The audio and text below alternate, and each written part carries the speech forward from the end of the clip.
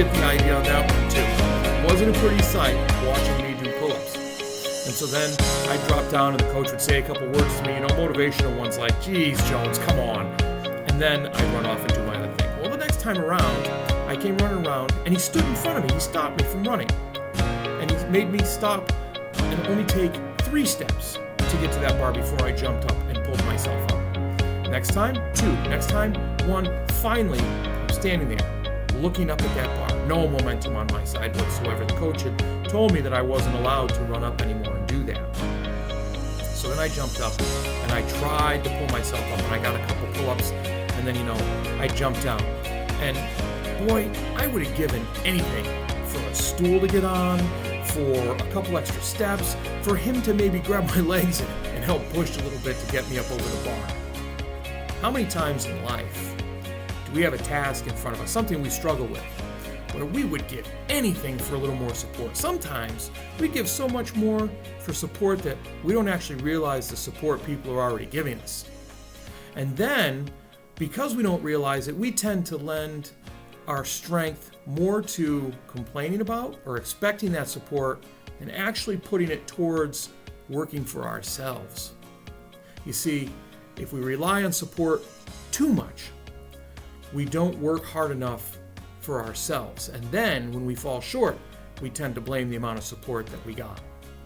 You see, what that coach was doing for me is he was giving me just enough. He was letting me take the 3, and then he cut it down to 2, and then he was whittling away his support, so I had to do those pull-ups on my own. Now, I can't remember one time in my life where I liked doing pull-ups, but I'll tell you what, I got better at them. So think about how often we put in the effort or the maximum amount of effort that we can because we realize we have to work harder than anybody else because they're our goals. It's our success. And so whether it's a job that you have to work hard at and you have a hard task and you wait too much on somebody else's help or support, whether it's a relationship, whether it's school with a grade. The teacher can support you so much, but eventually they have to whittle that away so you stand on your own and you work harder than anybody else to get that grade, to make that goal. I'm not saying support isn't a good thing. In fact, I'm saying support is essential. But support needs to be whittled away because expectations for success can't be lowered. So as support's whittled away, we have to gradually take responsibility for working harder than anybody else for our own success. So again, let's talk about struggle, challenge, and support.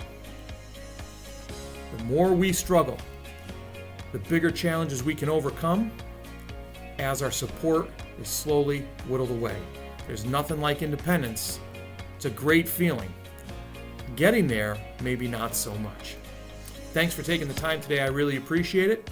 If you found any value in this, share it with somebody else you think might find value. If you remember a story of your own where maybe you were hoping for a stool, 3 more steps running start, or a little bit of pushing, let me know. I'd love to hear it. Remember, no matter what, no matter how much somebody's supporting you, if you don't pull hard on that bar on your own, you're never going to get your chin over. Be purposeful, act with integrity, and continue to build your character. You have a great day.